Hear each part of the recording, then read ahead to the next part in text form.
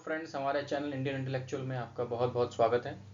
Friends, आज का हमारा टॉपिक बहुत ही इंपॉर्टेंट और इंटरेस्टिंग है क्योंकि यह एक time bound government welfare scheme से रिलेटेड है। आज भी काफ़ी लोगों को इसकी पूरी जानकारी नहीं है, जिसकी वजह से वो इसका एडवांटेज नहीं ले पा रहे हैं। यस फ्रेंड्स, हम बात कर रहे हैं PMAY यानी कि प्रधानमंत्री आवास योजना की। आगे बढ़ने से पहले सब्सक्राइब करना और बेल आइकन प्रेस करना ना भूलें ताकि हम इस तरह के इंटरेस्टिंग टॉपिक्स आपके लिए लाते रहें और आपके पास इसकी इन्फॉर्मेशन टाइमली आ जाए ताकि आप कोई भी वीडियो मिस ना करें। तो आइए आगे बढ़ते हैं। प्रधानमंत्री आवास योजना गवर्नमेंट के द्वारा अफोर्डेबल हाउसिंग प्रोवाइड करने के लिए लॉन्च की गई स्कीम है, जिसका प्राइमरी ऑब्जेक्टिव है हर हिंदुस्तानी को रहने के लिए घर प्रोवाइड करना। यह सरकार द्वारा हाउसिंग फॉर ऑल के मिशन को पूरा करने के डायरेक्शन में एक महत्वपूर्ण कदम है। PMAY को 25 जून 2015 में लॉन्च किया गया था और इसे लॉन्च करने का उद्देश्य था सभी एलिजिबल बेनिफिशरीज को रहने के लिए पक्का घर प्रोवाइड करना। इस मिशन के अंदर सेंट्रल गवर्नमेंट की मदद से नॉमिनेटेड नोडल एजेंसीज सभी एलिजिबल फैमिलीज एंड बेनिफिशरीज को घर प्रोवाइड करती हैं। PMAY के अंदर 4 स्कीम्स के द्वारा हाउसिंग फॉर ऑल के मिशन को ड्राइव किया जा रहा है। यह स्कीम्स इस प्रकार है। Number 1 in situ slum development, number 2 credit link subsidy scheme और CLSS, number 3 affordable housing in partnership और number 4 beneficiary led individual house construction and enhancement. इन 4 स्कीम्स में सबसे ज़्यादा पॉपुलर और जो कॉमन मैन के लिए काम आने वाली स्कीम है वो है CLSS यानी क्रेडिट लिंक सब्सिडी स्कीम। और आज हम इसी स्कीम को डिटेल में डिस्कस करेंगे और ये भी बताएंगे कि किस तरीके से एक आम आदमी इसका एडवांटेज ले सकता है। आइए आगे बढ़ते हैं और देखते हैं किस तरीके से CLSS के अंदर क्वालिफाई करने के लिए क्या क्या क्राइटेरियाज और एलिजिबिलिटी रिक्वायरमेंट्स हैं। CLSS केवल उन लोगों के लिए एप्लीकेबल है जो अपना पहला घर खरीद रहे हैं और उसे खरीदने के लिए किसी बैंक या HFC के थ्रू हाउसिंग लोन ले रहे हैं। यानी कि अगर ये आपका पहला घर और पहला हाउसिंग लोन है तो आप इस स्कीम के लिए एलिजिबल हैं, अदरवाइज नहीं। इस स्कीम के अंदर बेनिफिशरीज को उनकी इनकम और प्रॉपर्टीज के आधार पर 4 कैटेगरीज में बांटा गया है: EWS, LIG, MIG-1 और MIG-2। आइए एक एक करके इन कैटेगरीज और इनसे जुड़ी कंडीशंस को समझते हैं। पहली कैटेगरी है EWS यानी economically weaker section. EWS category में वो लोग आते हैं जिनकी सालाना इनकम मैक्सिमम 3 लाख या मंथली इनकम 25,000 रुपए तक होती है। इस कैटेगरी के अंदर आप 323 स्क्वायर फीट कारपेट एरिया की प्रॉपर्टी खरीद सकते हैं। इस कैटेगरी में अधिकतम सब्सिडी की वैल्यू 2.67 लाख है, जो कि 6 लाख तक के लोन पे 6.5% के इंटरेस्ट रेट पर आपको मिलती है। नेक्स्ट कैटेगरी है इसमें LIG यानी लो इनकम ग्रुप।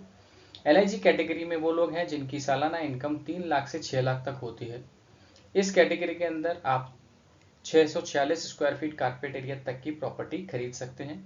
इस कैटेगरी में भी अधिकतम सब्सिडी की वैल्यू 2.67 लाख है, जो कि EWS के सिमिलर है और इस पर भी आपको 6.5% के रेट ऑफ इंटरेस्ट से 6 लाख तक के लोन अमाउंट पर सब्सिडी मिलती है।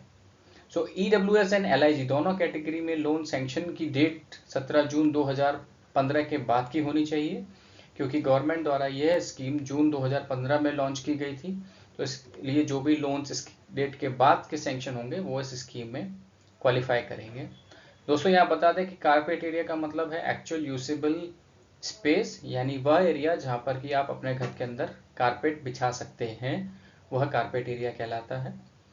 और इसके अलावा एक और इम्पॉर्टेंट चीज़ है जानने के लिए कि EWS एंड LIG में इनकम और प्रॉपर्टी एरिया को छोड़ दें तो बाकी काफ़ी सारी कंडीशंस सिमिलर हैं।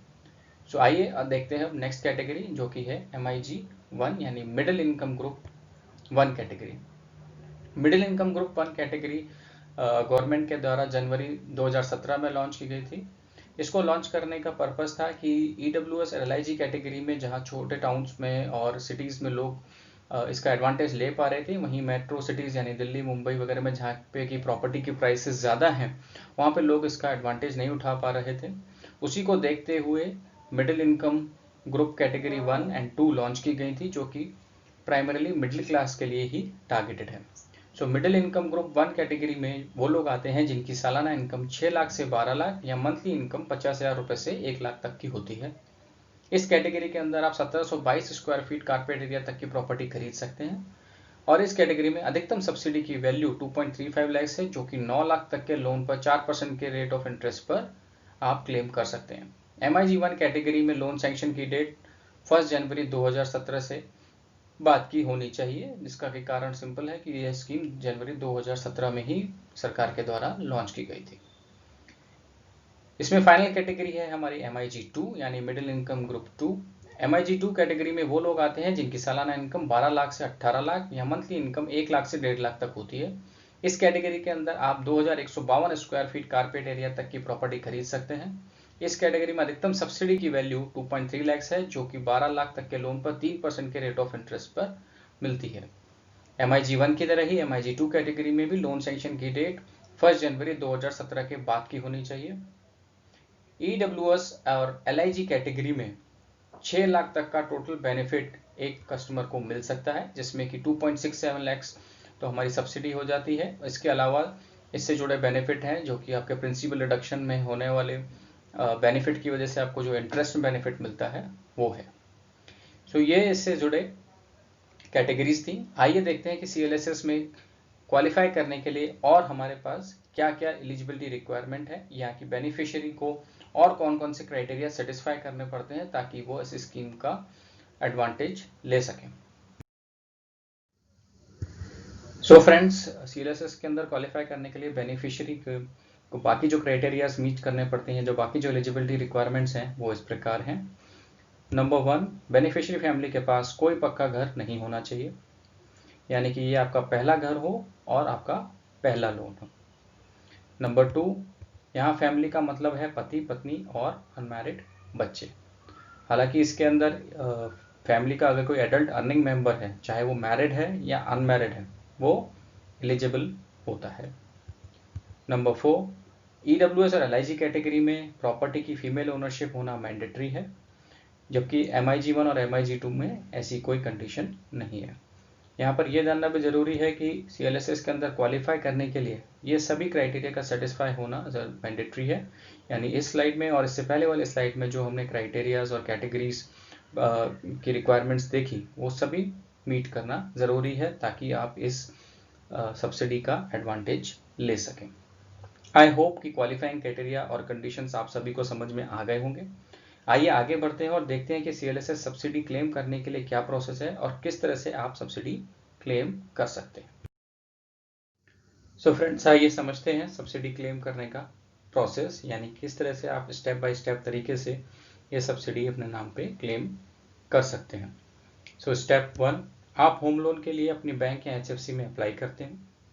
स्टेप 2, बैंक आपके होम लोन की एलिजिबिलिटी चेक करता है। स्टेप 3, बैंक या HFC द्वारा कस्टमर के फेवर में होम लोन का सैंक्शन और लेटर ऑन डिसबर्समेंट हो जाता है। स्टेप 4, बैंक या HFC NHB को एलिजिबल कस्टमर्स की डिटेल भेजता है। स्टेप 5, NHB CLSS के लिए कस्टमर्स की एलिजिबिलिटी अपने एंड पे भी क्रॉस चेक करता है। स्टेप 6, एलिजिबल कस्टमर्स की डिटेल और सब्सिडी अमाउंट लेंडिंग बैंक या हाउसिंग फाइनेंस कंपनी के साथ शेयर होती हैं। Step 7, lending bank subsidy amount customer के लोन अकाउंट में क्रेडिट करता है। तो यहाँ ये जानना ज़रूरी है कि ये सब्सिडी जो प्रधानमंत्री आवास योजना के अंदर आती है वो आपके सेविंग्स अकाउंट्स में नहीं आके आपके लोन अकाउंट में आती है। स्टेप 8, ये लोन के प्रिंसिपल से सब्सिडी डिडक्ट हो जाती है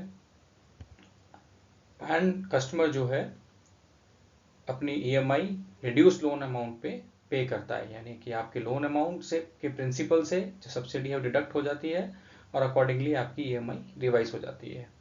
यह पूरी प्रोसेस 6 से 9 महीने का समय लेती है। तो अगर आप सब्सिडी के लिए अप्लाई कर रहे हैं तो अकॉर्डिंगली ही ये इतना टाइम पीरियड हमको पकड़ना पड़ेगा। आइए ऐसे एक एग्जाम्पल से समझते हैं। फॉर एग्जाम्पल, अगर एक 6 लाख तक का लोन लिया है आपने और उस पर आपको सब्सिडी 2.2 लाख तक के लिए एलिजिबल है, तो 2.2 लाख की सब्सिडी मिलने के बाद आपका जो लोन अमाउंट बचेगा वो बचेगा 3.8 लाख और आपकी जो EMI है वह 3.8 लाख पर ही लगेगी, जिसका रिजल्ट ये रहेगा कि आपकी जो EMI है वो 40% तक कम हो जाती है। तो आइए अब देखते हैं कि कौन सी ऑर्गेनाइजेशंस हैं जिसके थ्रू आप ये सब्सिडी क्लेम। भारत सरकार ने 3 नोडल एजेंसीज अपॉइंट की हैं जिनको कि ये सब्सिडी डिसबर्समेंट की रिस्पॉन्सिबिलिटी दी गई है। Number 1 NHB, national housing bank. Number 2 हुडको, housing and urban development corporation. और नंबर 3 SBI यानी स्टेट बैंक ऑफ इंडिया।